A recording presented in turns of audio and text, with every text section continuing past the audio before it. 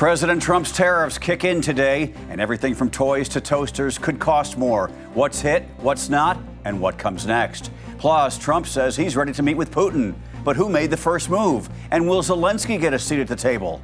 And shots fired on a U.S. Army base. 5 soldiers hit, a suspect in custody. This morning, who he is and how it happened. The stories that matter, clear and credible. From across the country to around the world. These are your unbiased updates from Straight Arrow News. Good morning, I'm Craig DeGrelli. This morning, after months of delays, President Donald Trump's sweeping global tariffs are now officially in effect, potentially impacting prices on everything from cars to clothes. Donald Trump marked the moment on Truth Social, posting billions of dollars in tariffs are now flowing into the United States of America. The new tariffs range from 10 to 41% across 70 countries, with the average effective rate now above 17%, according to the nonpartisan Yale Budget Lab. Thousands of everyday items are impacted, from appliances and cars to food, furniture, and toys. Some items are exempt, thanks to existing trade agreements with Canada and Mexico, including certain oil and gas imports and some smartphones. Yale estimates the new tariffs will cost the average American household up to $2,400 this year, with the biggest price hikes on clothing and footwear. Consumers could see clothes up 38%, shoes 40%. And Trump's not done. On Wednesday, he announced a 100% tariff on computer chips and semiconductors, a move likely to drive up costs on electronics, cars, and appliances. But there are some exceptions.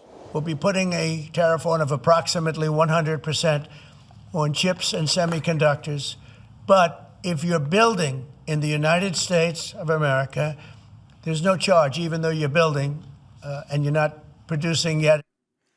On that note, the AP reports big tech firms have already committed about $1.5 trillion in U.S. investments since Donald Trump returned to office in January. The Kremlin is confirming this morning that President Trump and President Putin have agreed in principle to meet face-to-face, possibly next week, a significant development in Donald Trump's push to end the war in Ukraine. Russia says the U.S. proposed the meeting. The White House says Moscow did. Either way, both sides agree a summit is in the works, with a date and location to be announced soon.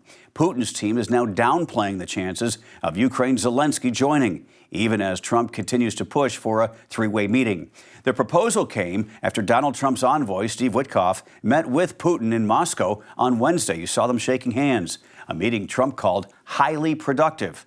Trump later updated European leaders, including Zelenskyy, telling them great progress has been made and that it's time to end the war.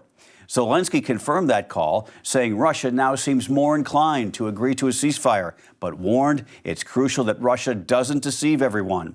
So far, there's no indication Zelenskyy has been formally invited to join, and the Kremlin says its focus is on making sure the bilateral Trump-Putin meeting is successful and productive. Meanwhile, Trump's Friday noon deadline for Russia to halt the war is still officially in place, or Moscow could face a new wave of sanctions. That includes penalties for countries still buying Russian oil. On Wednesday, Trump slapped an additional 25% tariff on imports from India, one of Moscow's biggest oil customers, bringing the total tariff to 50%. This morning, military investigators are trying to piece together why a U.S. Army sergeant opened fire on his own unit in a sudden attack that left 5 soldiers wounded. The suspect, identified as 28-year-old Sergeant Cornelius Radford, an automated logistics specialist stationed at Fort Stewart Hunter Army Airfield in Georgia. Officials say he used a personal handgun to shoot 5 of his co-workers. It happened just before 11 a.m., triggering an immediate lockdown across the base. The suspect was taken into custody roughly 30 minutes later, thanks to fellow soldiers who tackled him at the scene. Fort Stewart Commander Brigadier General John Lubis said Radford had never been deployed to combat and confirmed all 5 victims are expected to recover, so that's good. In a post on X, Defense Secretary Pete Hegseth promised swift justice for the shooter and anyone else found to be involved. So far, officials say Radford acted alone. Investigators are looking into how he took a personal gun onto the base, despite strict rules banning them. The White House is dismissing reports of a high-level meeting about the Epstein fallout, even as pressure builds to release a prison interview with Ghislaine Maxwell. At an event Wednesday with Apple CEO Tim Cook, President Trump was asked if his top advisors were meeting that night at Vice President J.D. Vance's residence to discuss whether to make Maxwell's audio public, a story first reported by CNN. Trump denied knowing anything about it, then punted it over to the VP. Watch. I don't know of it, but I think here's the man right here. I saw it reported today, and it's completely fake news. We're not meeting to talk about the Epstein situation, and I think the reporter who reported it needs to get better sources. Look, the whole thing is a hoax. It's put out by the Democrats because we've had the most successful 6 months in the history of our country, and that's just a way of trying to divert attention to something that's total bullshit.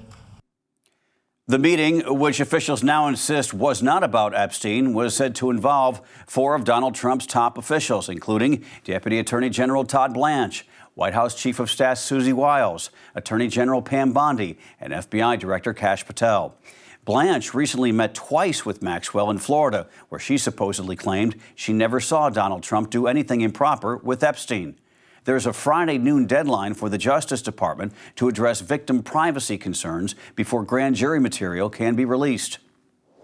This morning, United Airlines is trying to get back in the air and back on track after a frustrating night of delays and cancellations. More than 1,000 United flights were delayed or canceled Wednesday after a computer system failure forced a nationwide ground stop just after 6 p.m. Eastern.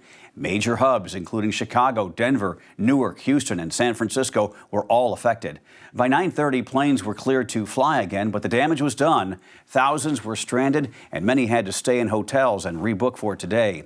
Late last night, a United spokesperson said the tech issue has been resolved, and while residual delays remain, the airline is working to restore normal operations. By the way, this was United specific, no other airlines involved.